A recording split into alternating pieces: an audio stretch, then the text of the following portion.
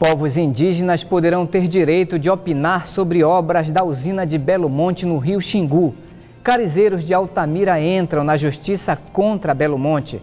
Número de vereadores no Pará deverá crescer mais de 40% nas próximas eleições. Sorvetes são boas sugestões para enfrentar o calor amazônico. Fundação Nazaré de Comunicação realiza jantar na Barraca da Santa. Uso de salto alto na infância prejudica a postura das crianças.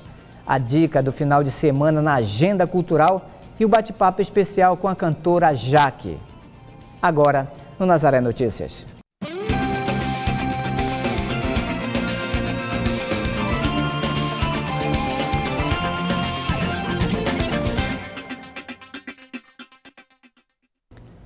O Tribunal Regional Federal da Primeira Região julgará o direito dos índios de serem consultados sobre a construção da usina de Belo Monte.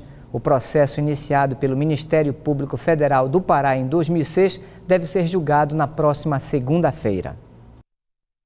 O Tribunal Regional Federal da Primeira Região em Brasília marcou para a próxima segunda-feira, 17 de outubro, o julgamento do processo que trata da consulta prévia aos povos indígenas afetados por Belo Monte. O processo foi iniciado em 2006 pelo Ministério Público Federal no Pará e questiona o Decreto Legislativo 788/2005 do Congresso Nacional, que autorizou o Poder Executivo a iniciar Belo Monte. O decreto tramitou em menos de 15 dias no Poder Legislativo e, à pressa, impediu a realização da consulta prévia aos índios, obrigação prevista na Constituição e em tratados internacionais. Caso de obras que houver exploração mineral, exploração do potencial hidráulico em áreas indígenas, a Constituição de 88 previu que os povos indígenas devem ser ouvidos. E essa previsão de oitiva é prevista na Constituição de 88 e normas internacionais. No caso de Belo Monte, não foi isso que aconteceu.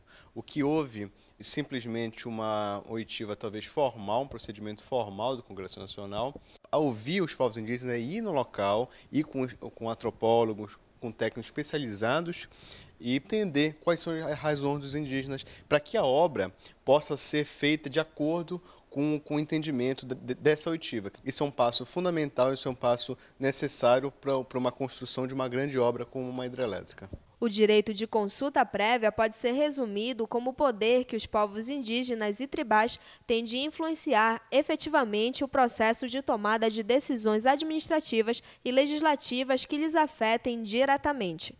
O Ministério Público Federal entrou com essa ação em 2006, pedindo que fosse feita uma oitiva correta e necessária para o caso de Belo Monte, só que não foi isso que foi feito. O Congresso Nacional simplesmente editou um decreto legislativo autorizando essa construção sem oitiva correta dos povos indígenas. Então, os índios, de fato, eles estão em algumas áreas próximas à hidrelétrica de Belo Monte, em que a hidrelétrica de Belo Monte vai afetar, só que os povos indígenas são fundamentais na manutenção do meio ambiente. Então, eles têm um papel fundamental nessa manutenção do meio ambiente. E isso tudo está sendo colocado em risco. Recentemente, a Advocacia Geral da União enviou documentos para o tribunal argumentando que a consulta não é necessária, porque Belo Monte não alagará terras indígenas. Para o Ministério Público Federal, o argumento não se sustenta. O artigo 231 da Constituição fala em aproveitamento dos recursos hídricos, que é justamente o que Belo Monte vai fazer, ao desviar 80% da água que banha as terras indígenas Arara e Paquiçamba para produzir energia elétrica. O que acreditamos que seria a consequência de um julgamento favorável é que as próximas etapas de Belo Monte estariam muito mais condizentes com a legislação indígena e com a legislação ambiental, já que vão ouvir previamente os indígenas que são, na verdade, os defensores da floresta. E ainda falando sobre a usina hidrelétrica, representantes da Associação dos Criadores e Exportadores de Peixes Ornamentais de Altamira também se manifestaram contra Belo Monte. Eles falam sobre a liminar da Justiça Federal que pede a suspensão das obras da usina. É neste igarapé aqui que vai ser construído o canal da barragem de Belo Monte. Aqui ao lado existe uma propriedade. Os moradores serão desapropriados. A Norte Energia ainda não informou quanto que será a indenização deles. Mais uma família que está preocupada com o futuro por causa da construção da barragem de Belo Monte. Do alto da casa, a vista é estonteante. O proprietário do lote é o pescador Benedito, de 73 anos, nascido e criado aqui, à beira do rio Xingu. Na terra dele, a área de mais de 100 hectares tem de tudo um pouco: gado, frutas, criação de aves e a roça de cacau. O pescador também tem 4 viveiros. Em cada um deles, mais de 80 unidades de peixes ornamentais. E aqui, várias espécies. Ele já recebeu a visita da Norte Energia e diz que já foi intimado a sair da área. Trabalhando, tem meus bichinhos, eu já tinha um gadozinho, agora é obrigado a acabar com tudo. Porque a barragem vai botar nós para fora. Meu desejo era trabalhar aqui até o resto da minha vida. Aí deixava para os meus netos, meus filhos, os outros filhos, e assim ficou. Segundo a presidente da Associação dos Criadores e Exportadores de Peixes Ornamentais de Altamira, o laboratório proposto pela Norte Energia é inviável para a subsistência dos pescadores e exportadores. E ele só seria criado daqui a 10 anos. Ou seja, a associação não sabe como ficariam as famílias durante esse período. Em Altamira, mais de 25 empresas trabalham com a criação e exportação de peixes ornamentais. Elas recebem o peixe de vários pescadores. É uma rede de trabalhadores. Mais de 1.000 famílias que seriam atingidas diretamente com a usina. De acordo com a CEPUAT, foram várias as conversas com a Norte Energia, sem resultado positivo. Estamos aguardando a Norte Energia nos apresentar outra solução, que não seja essa só do laboratório. No Rio, encontramos com os pescadores que trabalham na captura de peixes ornamentais. É embaixo da água que eles passam boa parte do tempo. Às vezes levam cerca de 1 hora para conseguir capturar um peixe. A pesca é artesanal, feita através do mergulho livre e com o uso do compressor de ar. Eles também utilizam outros equipamentos, como mascaretas e vaquetas, uma espécie de espada de madeira. A pesca acontece geralmente em pedrais, remansos e corredeiras, uma atividade que exige muita atenção. Se não prestar bem atenção, às vezes se torna perigoso.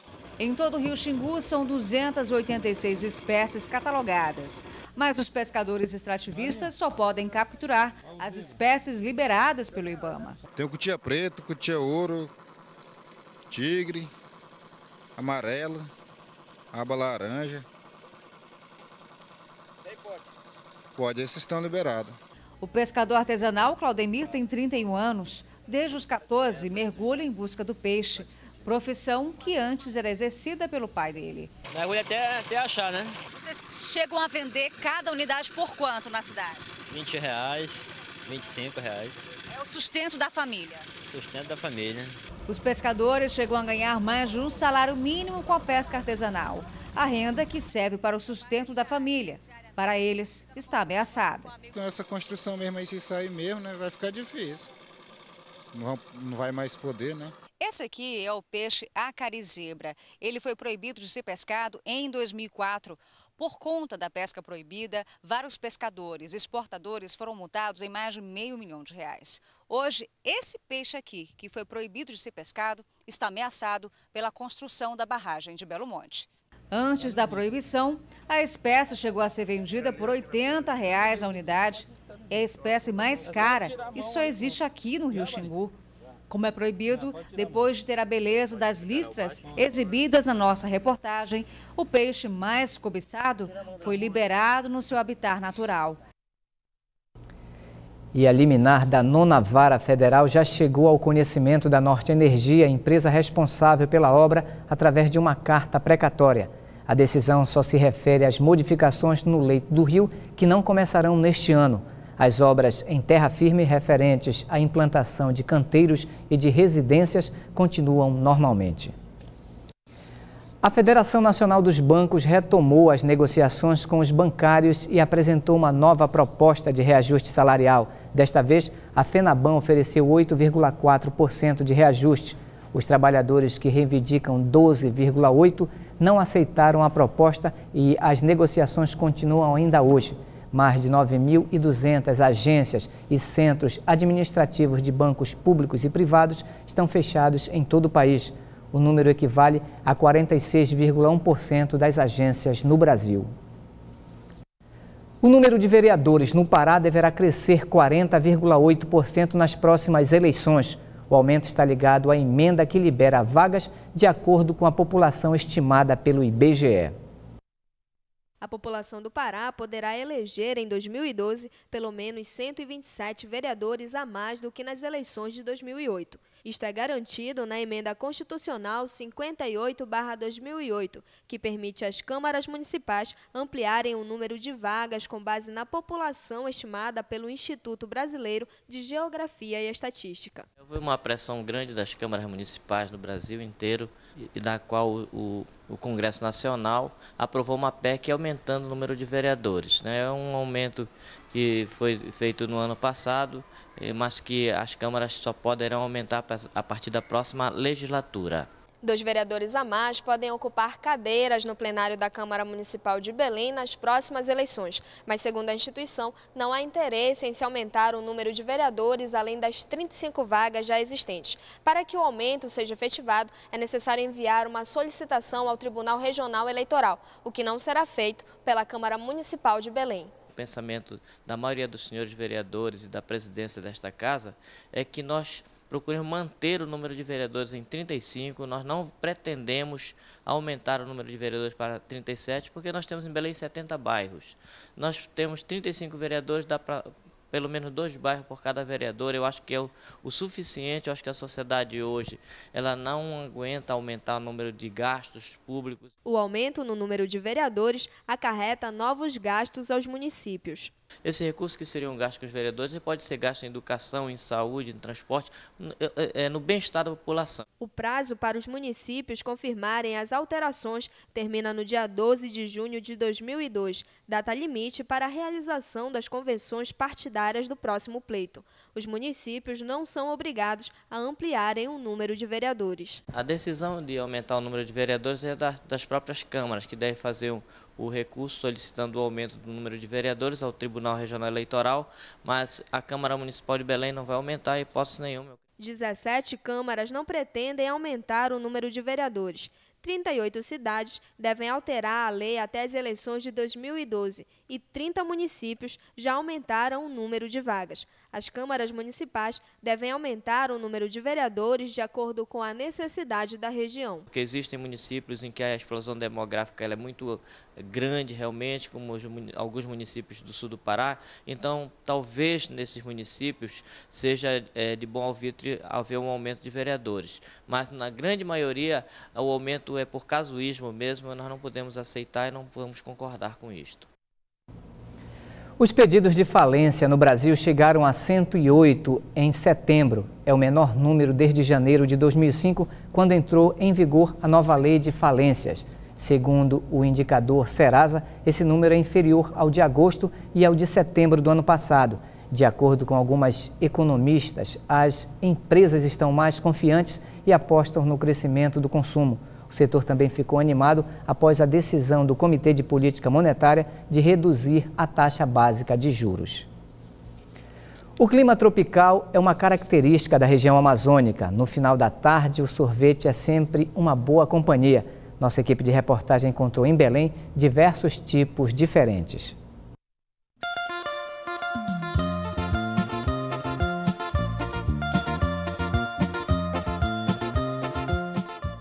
Quem estava acostumado a tomar aquele tradicional sorvete de chocolate ou morango, agora se depara com as inovações. No mercado estão disponíveis diversos sabores.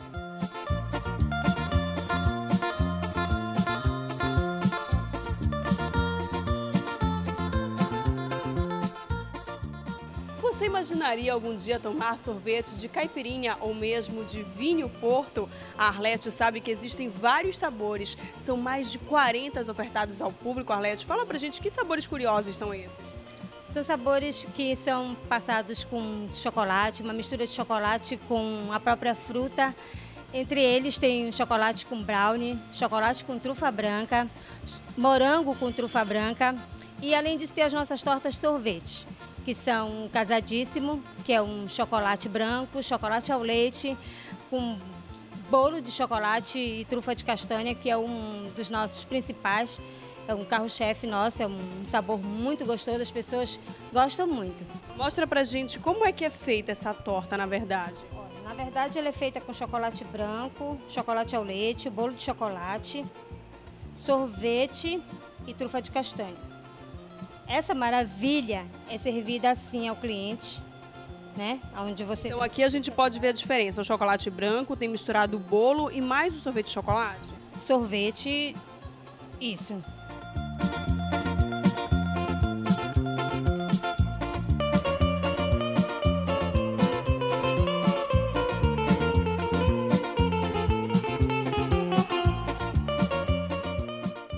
Que sabores tu prefere? Sabores regionais, misturados? Todos são uma delícia. Tem um sabor especial, diferente. E apesar dos vários sabores novos, tem gente que ainda prefere os tradicionais. O Caio está tomando o sorvete de bacuri, tradicional aqui da região norte. Por que, Caio? Com tantos sabores diferentes, você opta pelo regional? Os outros parecem ser mais superficiais. Eu sempre prefiro o sabor regional. E como é que tá esse sorvete? Muito bom.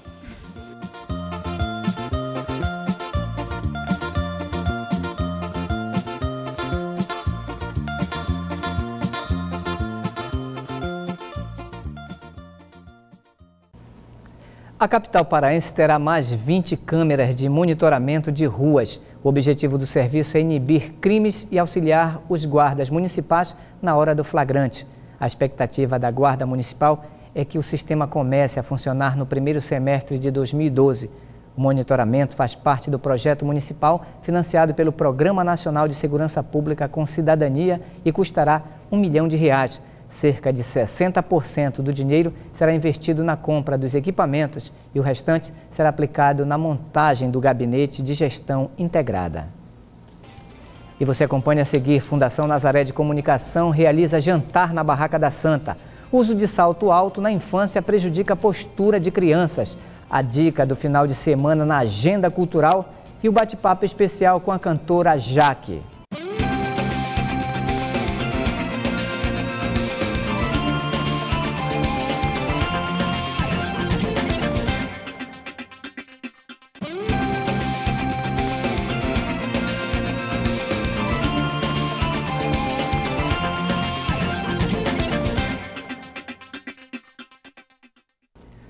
A Ordem dos Advogados do Brasil divulgou os resultados finais do 4º exame unificado da instituição. Foram aprovados 18.221 pessoas. Esse número corresponde a cerca de 15% do total de inscritos.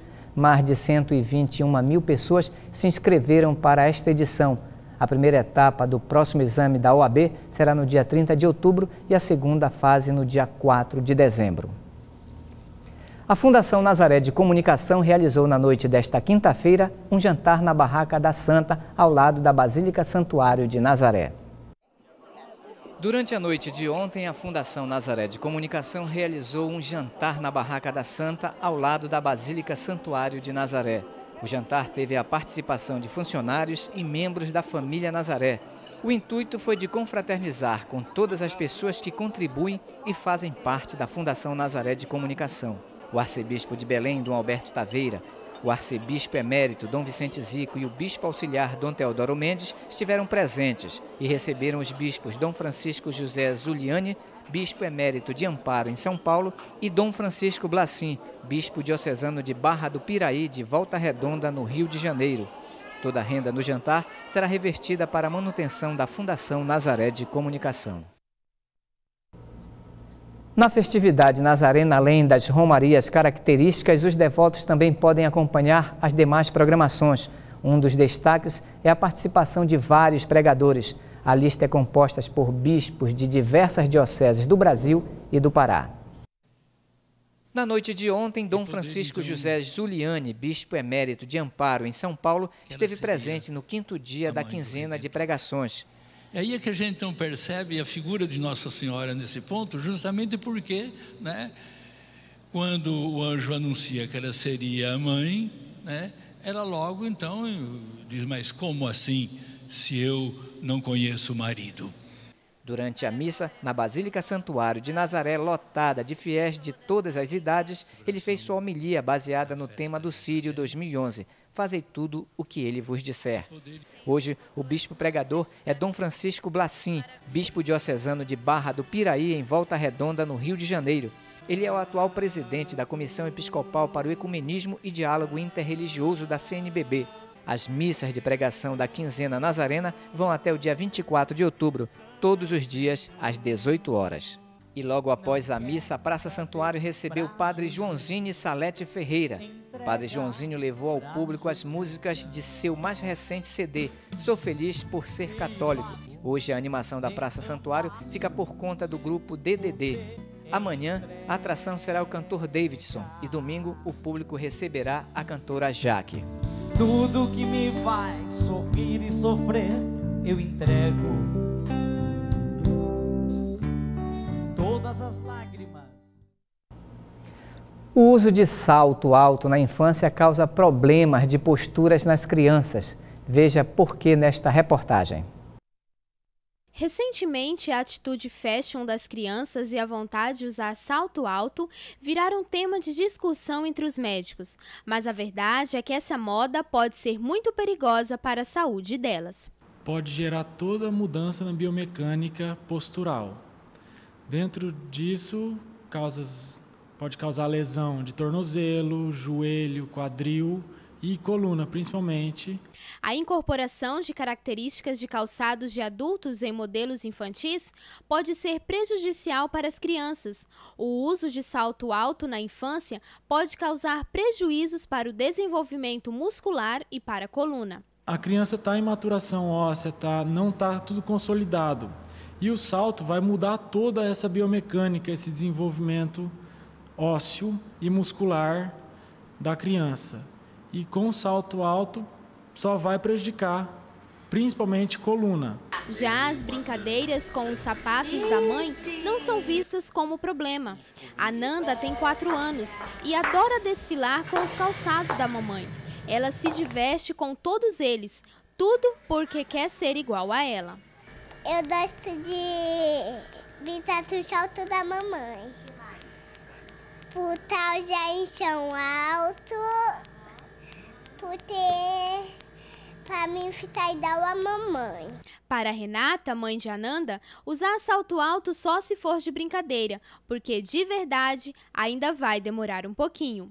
Olha, eu acho muito legal, muito divertido, porque eu também gostava muito de fazer isso, né? Eu usava os calçados da minha mãe, da minha irmã, às vezes até mesmo do meu pai. A Nanda de vez em quando calça os tênis, os sapatos do pai dela também. Eu acho que é uma fase muito bonita da vida, né? Eu acho assim que a cada momento é uma história. Ela tem muita vontade de ter sapato de salto, com saltinho, porque tem sapato para criança já com saltinho, né? Mas primeiro eu tenho a preocupação de que ela tenha problemas, e a gente sabe, a gente tem o conhecimento de que ela não pode usar, que criança não pode usar. Então a gente optou por não comprar. Renata nos conta que na hora de comprar sempre leva a filha para que ela também possa ajudar a escolher. Levo porque é muito complicado, porque o pé dela é muito grande, é um pezinho grande e é estranho, porque é um pé largo, então é um pé que tem muitas especificidades. Então tem que levar junto para ela escolher, para saber se ficou confortável. Eu sempre pergunto, tá bom, tá gostoso? Aí entre os calçados que não tem salto, eu peço para ela escolher o que ela mais gosta. A criança deve, com o desenvolvimento, ter cuidado com o calçado. Calçado não muito rígido, não muito flexível, tem que ser confortável, acomodar o pé, não encolher, ficar com os dedos encolhidos ou apertados para não causar unha encravada, desvio dos dedos. E o passo também da marcha pode ser prejudicado com o calçado inadequado. O horário de verão começa a valer a partir da meia-noite deste domingo, 16 de outubro. As pessoas que moram nas regiões Sul, Sudeste e Centro-Oeste devem adiantar o relógio em 1 hora. Este ano, o estado da Bahia, no Nordeste, também adotará o novo horário. Desde 2003, a população baiana não aderia ao horário de verão. O horário diferenciado ficará em vigor até 26 de fevereiro de 2012. Desde 2008, um decreto presidencial estabelece datas fixas para o início e término do horário de verão. Antes, era publicado um decreto anual para definir o período da mudança. E agora você acompanha a Agenda Cultural. Você confere nesse final de semana, aqui no Cine Líbero Luchardo, a 6ª Mostra de Cinema e Direitos Humanos da América do Sul.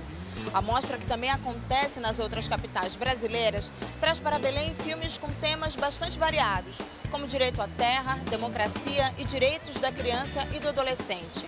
Sábado e domingo, as sessões começam a partir das 3 horas da tarde e a entrada é franca. Confira agora as outras dicas da agenda cultural dessa semana. Até o próximo domingo, o público confere o projeto Nazaré em Todo Canto. A programação deste ano traz apresentações musicais, teatrais e literárias. A entrada é franca. Outra boa sugestão para o seu final de semana é a exposição Ver o Peso, que está aberta ao público no Canto do Patrimônio do IFAM e mostra a variedade de cheiros, cores e texturas que só o maior mercado da América Latina tem. A entrada da exposição é franca. Histórias do Sírio contadas através das fotografias de Ari Souza e Oswaldo Forte. O bate-papo aberto ao público, chamado Na Berlinda, faz parte do projeto Sírio de Memórias, do Centro Cultural Sesc Boulevard. A programação começa às 10 horas da manhã e a entrada também é franca. O bate-papo de hoje está em ritmo de Sírio de Nazaré. A cantora paulista Jaque se apresenta neste domingo na Praça Santuário, dentro da programação do Sírio Musical. Jaque lançou os CDs Bom é Louvar e Fé na Vida. A artista procura evangelizar através do ritmo do axé. Acompanhe a conversa que ela teve com a repórter Larissa Cristina. Um ritmo alucinante aliado a uma voz poderosa. A cantora Jaque consegue transformar o louvor a Deus a partir do axé music. Jaque, conta pra gente, você é paulista e não baiana, mas como foi que você tentou ou consegue, na verdade, misturar axé e louvor a Deus? Pois é, isso é uma grande estratégia de Deus, né? Realmente eu nasci na capital de São Paulo, não nasci na Bahia, mas eu sempre adorei os ritmos nordestinos, regionais, né? A música brasileira em si. E aí, como eu comecei a participar desde adolescente nos grupos de jovens, junto com o pessoal ali na comunidade, montamos um ministério chamado Guerreiras do Amor, e ali eu fui compondo músicas sempre assim, muito alegres, muito para frente. E aí, quando o Senhor realmente chamou para um CD profissional, eu vi que o meu repertório era realmente de axé, tinha muito a ver com o meu timbre vocal e acabou sendo uma estratégia do Senhor. Não foi planejado, né? Eu era ministra de louvor. E isso tudo é obra de Deus, porque com certeza Ele sabe a necessidade, né, de levar o Evangelho nessa nova versão.